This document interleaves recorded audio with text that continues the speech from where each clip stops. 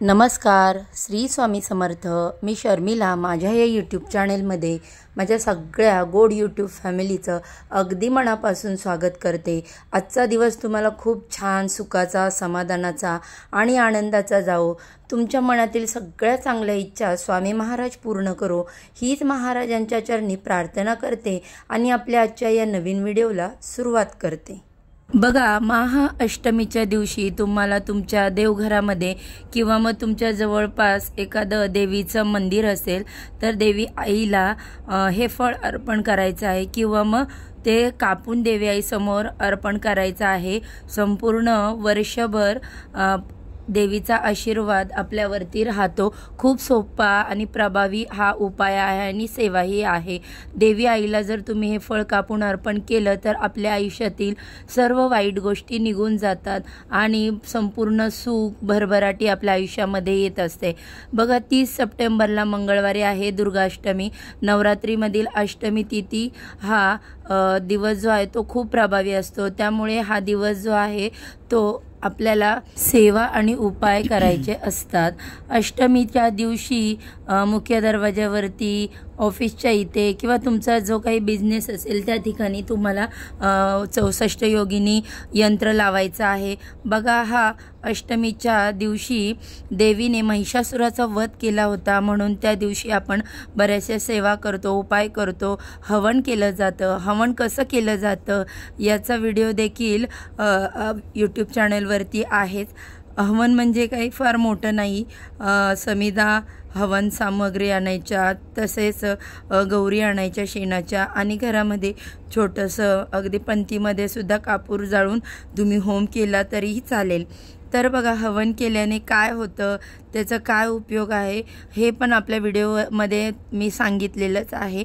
बघा, तुम्हाला जमेल तेव्हा संध्याकाळी अष्टमीच्या दिवशी तुम्ही होम करू शकता। बघा, यामागे एक कथा देखील आहे। देवी आई राक्षसांचा वध करून जेव्हा बघा महिषासुराशी देवी आईचं युद्ध झालं आणि महिषासुराचा वध होऊन देवी आईचा विजय झाला आणि या 9 दिवसामध्ये देवी आई जी आहे ती थकलेली असते आणि हा महिषासुर राक्षस आहे तो अतिशय तामसिक वृत्तीचा होता। त्याचप्रमाणे प्रत्येक माणसामध्ये काही ना काही निगेटिव्ह गोष्टी असतात, अवगुण असतात, हे प्रत्येकामध्ये असतात। कोणताही माणूस हा 100% परिपूर्ण असा नसतो। तुम्ही घ्या, मी घ्या, कोणी ना कोणी प्रत्येकामध्ये असे अवगुण आहेत। 100% असा धुतल्या तांदळासारखा कोणीही नसतो। तुमच्या माझ्यामध्ये सुद्धा काहीतरी रागीटपणा, अहंकार, वाईट सवयी या असतातच, छोटे मोठे काहीतरी वाईट सवयी या असतातच। म्हणून अष्टमीच्या दिवशी हे फळ म्हणजेच कोहळा घ्यायचा आहे, तो तुम्हाला तुमच्या देवघराच्या इथे टांगायचा किंवा मग देवी आई समोर किंवा देवाऱ्यासमोर ते अर्पण करून त्याची पूजा करायची। बघा, कोहळ्यामध्ये निगेटिव्ह शक्ती शोषून घेण्याची खूप मोठ्या प्रमाणावर शक्ती असते। तुम्ही बघा, प्रत्येक ठिकाणी असं बघितलं असेल की घराच्या बाहेर कोहळा टांगलेला असतो।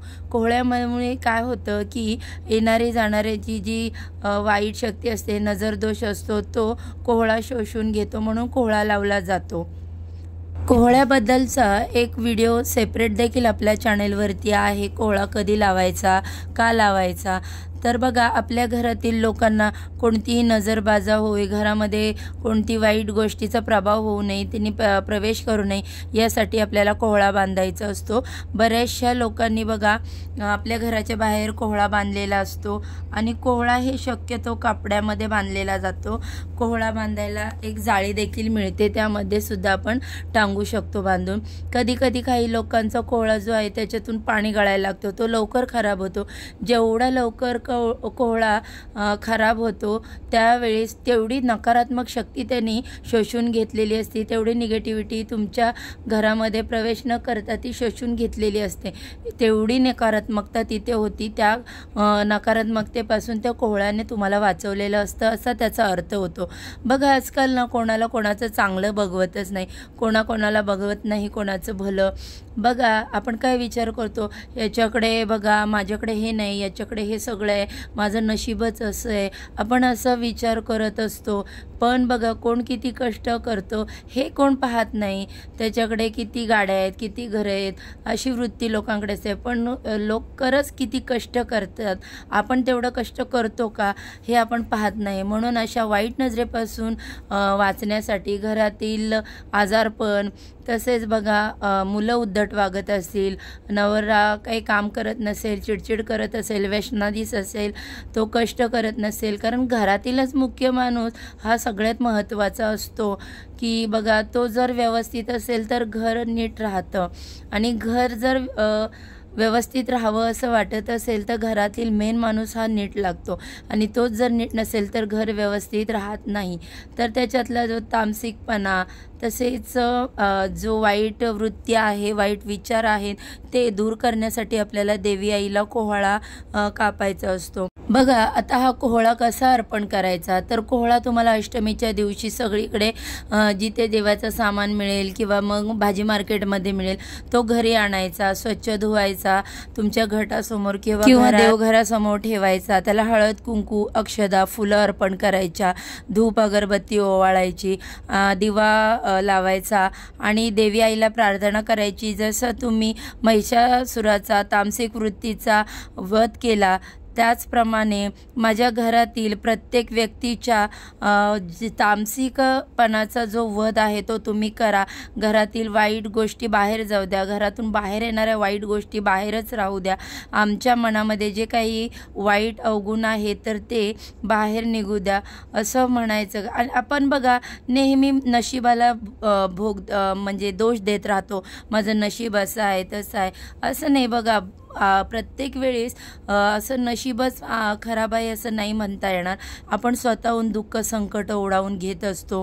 बघा अष्टमीच्या दिवशी तुम्ही कोणत्या देवीच्या मंदिरात गेलात तर बऱ्याच वेळा तुम्हाला होमाजवळ खूप कोहळे कापलेले दिसतात.